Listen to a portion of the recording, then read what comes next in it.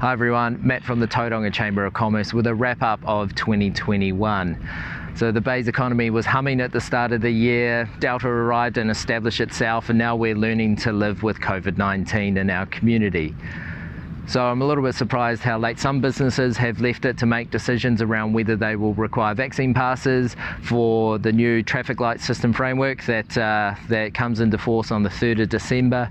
But it hasn't been helped by government leaving it so late to give their industry guidance, only releasing it a few days ago. But don't listen to sound bites from the politicians, your mates, or even myself. Make sure that you look for yourself on the government's website. It's a very quick, easy read, the overall framework as well as what your industry guidelines are, as long as you're following some sort of process, and it looks like you're giving it a go. The government's looking for a enforcement by education approach, so at least doing your best, that should hopefully relieve some stress if you're not getting everything exactly right.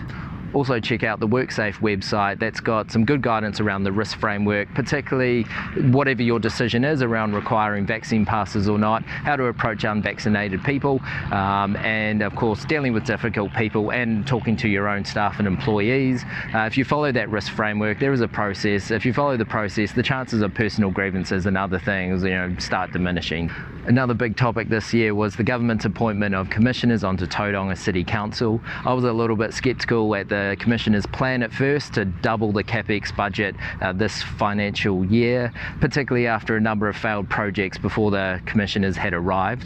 However, I listened to the chamber members who said, hold up, let's give these commissioners a go. We have trust that they know what they're doing, their approach, their professionalism and governance, more so than the last lot. So they chose to vote with their feet essentially and give overall support. They didn't support everything, but give overall support for the commissioner's long-term plan that got adopted, and of course increasing rates and fees. That confidence and trust probably wasn't there with a number of previous councils, so I think it's very much a reflection of how do we restore trust and confidence back into local democracy.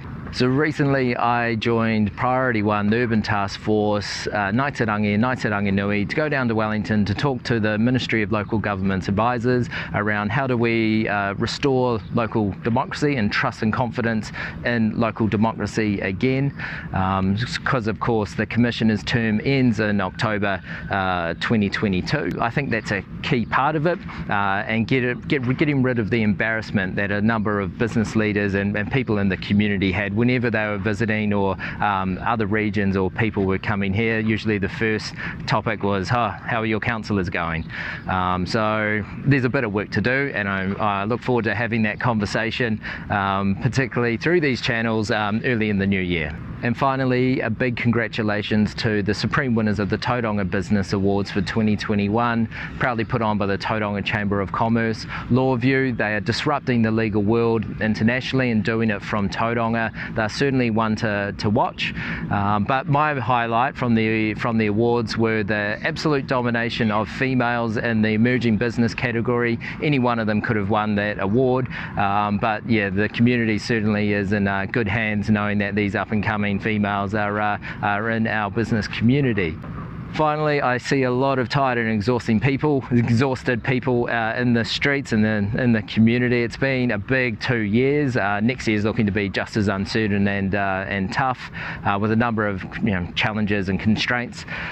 But I suppose here's your opportunity to unplug when you get a chance and recharge. Next year is going to be a big year, so I really hope you all have a great festive season, have a Merry Christmas, recharge, and looking forward to another really big 2022. I'll catch you next year.